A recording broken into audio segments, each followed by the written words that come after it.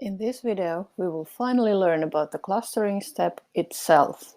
We will use the principal components that we gained in the previous step in the dimension reduction part to cluster the cells.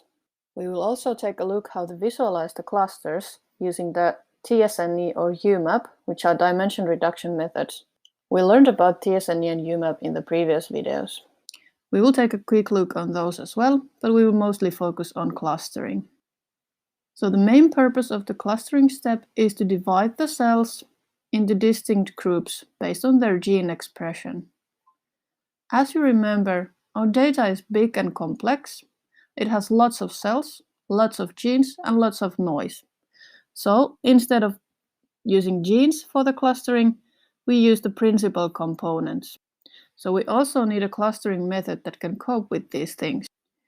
We are using a graph-based clustering, which means that we're building this kind of graph where each of these nodes represents cells, and these edges, or the lines between the nodes, represent the similarity between the cells.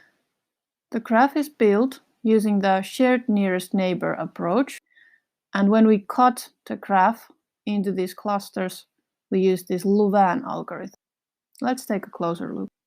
The clustering in scRNA starts by identifying k nearest neighbors of each cell using Euclidean distance in principal component space.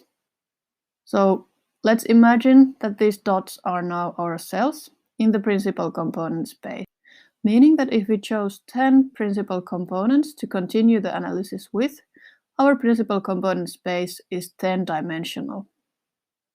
So each dot here is a cell, and we start identifying k nearest neighbors for all of these cells. So if you look at the red cell here and decide that k is 3, these 3 cells here would be the nearest neighbors for the red cell. In reality, the default for the k value is 30, so we're looking at 30 neighbors in reality. Now to simplify, we only use 3. Next, we rank the neighbors based on distance and do the same step for all the different cells. So here we're looking at the blue cell, and we can see that these 3 cells here are its nearest neighbors. Then we move on to the building of the graph, and there we use this shared nearest neighbor approach, which is weighing these edges between the cells based on their ranking. So for example, here we draw an edge as these 2 cells share this neighbor here. This part of the clustering process is in the find neighbors function in scRNA, and it has one parameter, which is the number of principal components to use. You remember from the previous video how we determined the dimensionality of the data.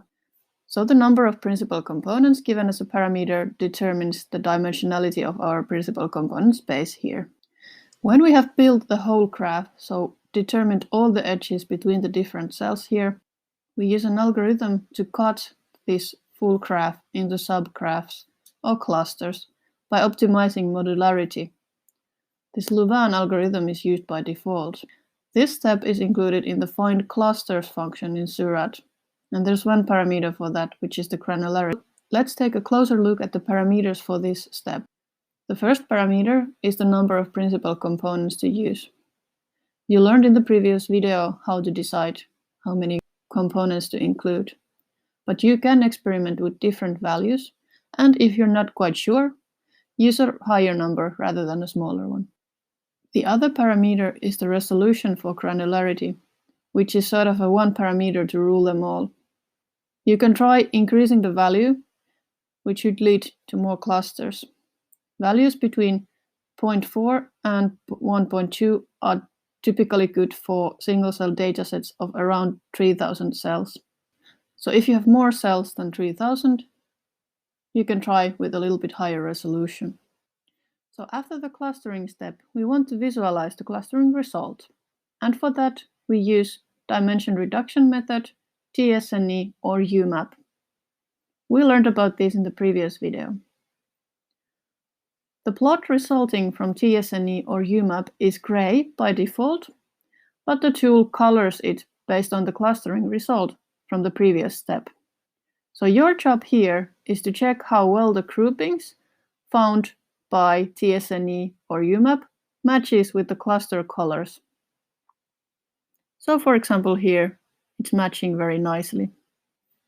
The input data for tsne or UMAP is the same principal components as you used for the clustering. So if you chose to use 10 principal components there, those 10 are used here as well. The visualization step has two parameters. The point size for the plot, so how large dots you want here. And the second parameter is the perplexity for tsne. Perplexity means the expected number of neighbors. If you have very few cells, we recommend setting this to a bit lower number. As you may remember from the previous video, there are certain differences between tsne and UMAP. tsne is specialized in local embedding, so the distance between the clusters is not meaningful. So whether this group would be here or further away here doesn't really matter. UMAP, however, preserves more of the global structure than tsne. So here, also the distance between the groups tell a little bit more. The last step in this pipeline is detecting and visualizing the marker genes for the clusters. This step happens in the same tool as the clustering and visualization of the clusters.